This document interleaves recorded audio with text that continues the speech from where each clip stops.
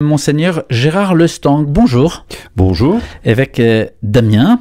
Dans quelques jours, vous serez à Paris avec d'autres évêques pour une visite au Salon de l'Agriculture. Avec qui, pourquoi, si c'est toujours prévu, et qu'est-ce que vous avez de particulier à dire ou à faire dans ce salon? Eh bien, il ne s'agit pas d'abord de dire des choses, mais d'être présent en délégation d'évêques. De fait, on le fait tous les 2 ans, je crois. Et pour signifier notre intérêt pour le monde agricole, essayer de comprendre les problématiques actuelles du monde agricole. Bon, le salon, c'est une grande kermesse des agriculteurs et du monde rural en France.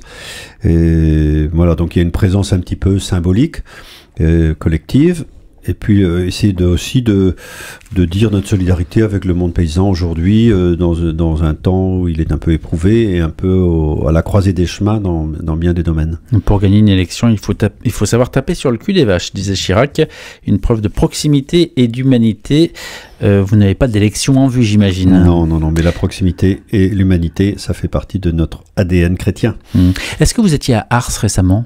Oui. Avec 6 autres évêques, 130 prêtres au début du mois pour une session de travail sur le sacrement du pardon. Oui. Les fidèles n'ont pas tous le goût de ce sacrement et des affaires d'abus ont fait réaliser qu'il avait pu servir à des prédateurs. Qu'est-ce qu'il a de particulier, ce pardon chrétien ?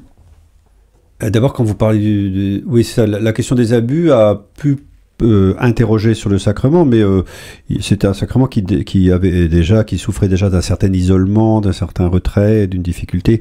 Alors c'est une question intéressante. D'ailleurs, pourquoi on hésite aujourd'hui alors qu'on a besoin d'écoute, alors qu'on a besoin de se confesser, qu'on n'arrête pas de le faire.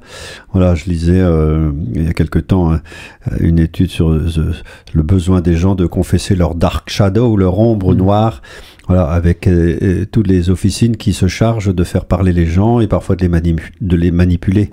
Donc dans le propre du sacrement chrétien, du pardon, c'est justement cette écoute bienveillante d'une part, mais avec où la personne peut dire le mal dont elle est responsable. Voilà, il n'y a pas que des victimes dans ce monde, il y a aussi des responsables du mal, et le sacrement du pardon, c'est en face de l'amour de Dieu, du don du Christ sur la croix, dire ce dont on est responsable et dont on se sent coupable, mais d'une culpabilité qui n'enferme pas, mais qui au contraire est libérée par le pardon de Dieu. Alors c'est un sacrement magnifique qui doit être redécouvert, peut-être célébré autrement, je ne sais pas trop, mais en tout cas ça vaut le coup de l'approfondir et de le célébrer encore.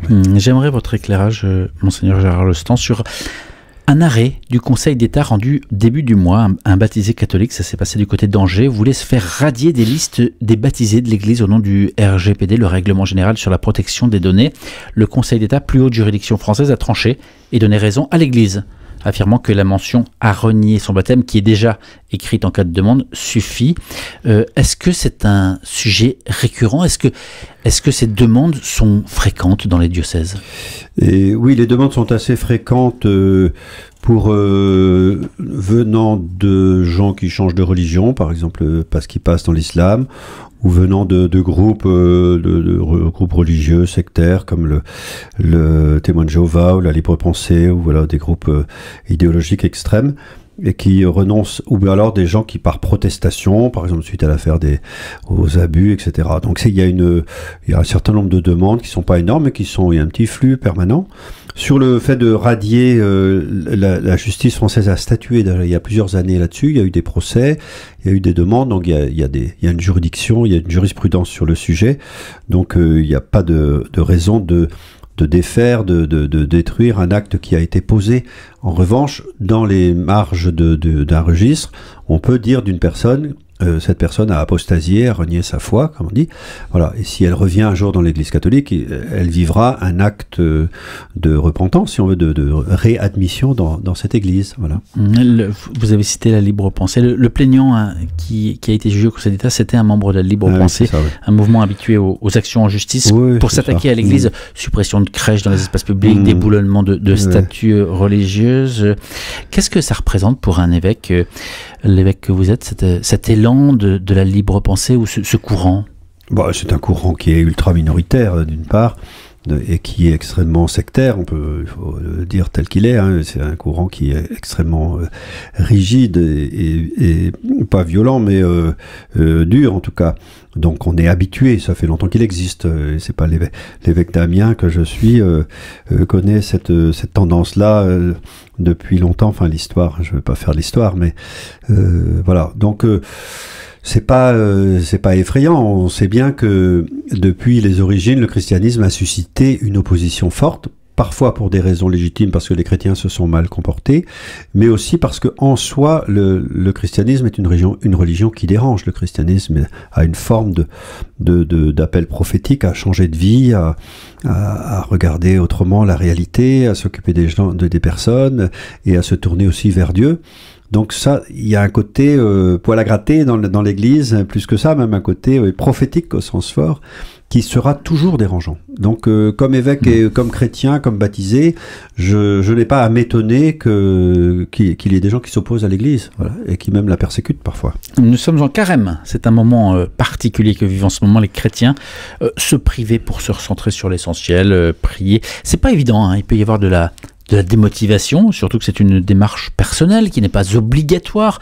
Qu'est-ce que vous dites à celles et ceux qui font carême en ce moment, qui commencent, qui ont du mal à s'y mettre peut-être, ou qui vont s'y mettre? Eh bien ce que je peux dire, c'est que à la fin du carême, au moment de Pâques, il va y avoir dans nos diocèses l'accueil de dizaines et de dizaines, même de centaines de nouveaux baptisés, des adultes jeunes souvent. Dans le diocèse d'Amiens, ce sera 76 adultes avec 70 qui ont moins de 40 ans, plus les lycéens, plus les collégiens. Donc nous nous préparons à accueillir dans notre église de nouveaux membres. Donc il faut que l'église se fasse belle pour ça. Il faut qu'elle retrouve sa foi, sa ferveur, parce que ces gens-là qui arrivent, ces jeunes-là qui arrivent sont fervents, ils ont découvert le Christ. Donc ils nous réveillent, et si c'est pas pour faire du développement personnel, ni un régime alimentaire, ni une espèce d'héroïsme spirituel ou humain que nous faisons carême, c'est pour préparer notre cœur à la rencontre du Christ et pour faire de l'église une église qui soit belle, pour accueillir ces nouveaux membres et pour témoigner du message qu'elle porte. Donc c'est plutôt un temps joyeux. C'est plutôt un temps de remise en forme, plutôt joyeux, un peu rude, parce qu'il faut un effort de la volonté, il faut devenir plus vertueux, plus priant, plus partageant, etc. Donc ça demande de l'effort, voilà. Mais l'effort, c'est pas forcément quelque chose d'austère, ça peut être aussi très joyeux. La prière n'est pas une fuite des tâches, au contraire, elle est une aide pour réaliser ce bien que nous sommes appelés à faire, ici et maintenant. Alors vous approuvez ces mots, c'est bien, ce sont ceux du pape François, sur Twitter à l'occasion de l'année de la prière que nous vivons. Entre disciples, aridité, obscurité, absence de fruits parfois, elle peut être lourde et décourageante cette prière. Comment vous priez, Monseigneur Le Stang? Eh bien, alors là, vous atteignez le cœur du cœur, hein, si on veut, de ma vie de prêtre et d'évêque. Je prie longuement chaque jour, le matin en particulier. Je prie avec la prière de l'Église, comme le fait tout prêtre, et un certain nombre de laïcs aussi aujourd'hui, avec l'office des heures et l'Eucharistie, mais aussi dans des longs temps d'oraison. Cette prière est très nourrie, hein, comme évêque, elle a même été intensifiée par la supplication pour le peuple de Dieu. On rencontre tellement de monde, on se sent tellement investi d'une responsabilité par grâce, par amour de Dieu, que on sent que la qualité je le sens en tout cas, la qualité de ma présence d'évêque, de mon ministère d'évêque, il tient principalement à mon esprit de prière. Donc c'est la priorité dans ma vie et le cœur de ma vie même. Une dernière question d'actualité. 2 mois après avoir décidé d'autoriser la bénédiction hors liturgie des couples de même sexe tout en réaffirmant son opposition au mariage homosexuel, le pape vient de se montrer agacé. Il répondait à des conférences épiscopales, notamment africaines. Dans un entretien à l'hebdo Credere, il a été clair: personne ne se scandalise si je donne une bénédiction à un homme d'affaires qui exploite peut-être les gens, et c'est un péché très grave, alors qu'on se scandalise quand je la donne à un homosexuel. C'est de l'hypocrisie.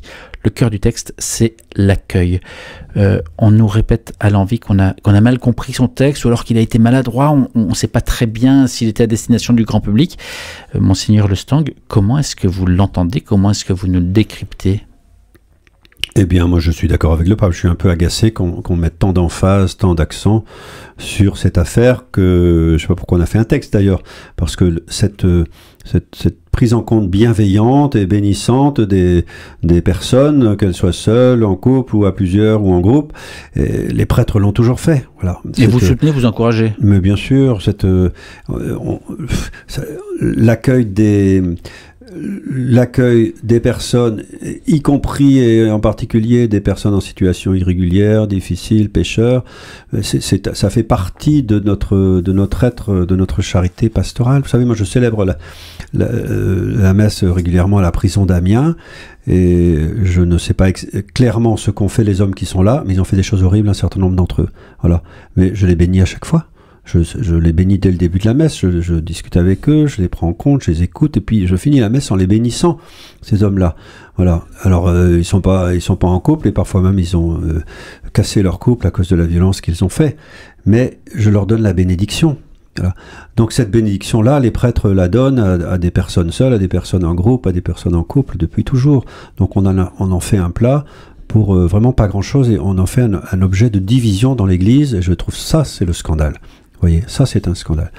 Et de l'autre côté, il faut continuer à travailler la manière dont nous allons dont nous accompagnons dans leur vie humaine, dans leur vie spirituelle, les personnes qui sont en couple homosexuel ou qui se sont engagées dans une nouvelle union. Nous ne sommes pas là pour leur dire, vous êtes dans le péché, séparez-vous, vivez comme frères et sœurs, ou je ne sais quoi. Nous sommes là pour les accompagner, pour qu'ils trouvent la meilleure manière de grandir humainement et spirituellement. Monseigneur Gérard Lestang, évêque d'Amiens, merci d'avoir pris le temps de répondre à ces questions. Merci à vous.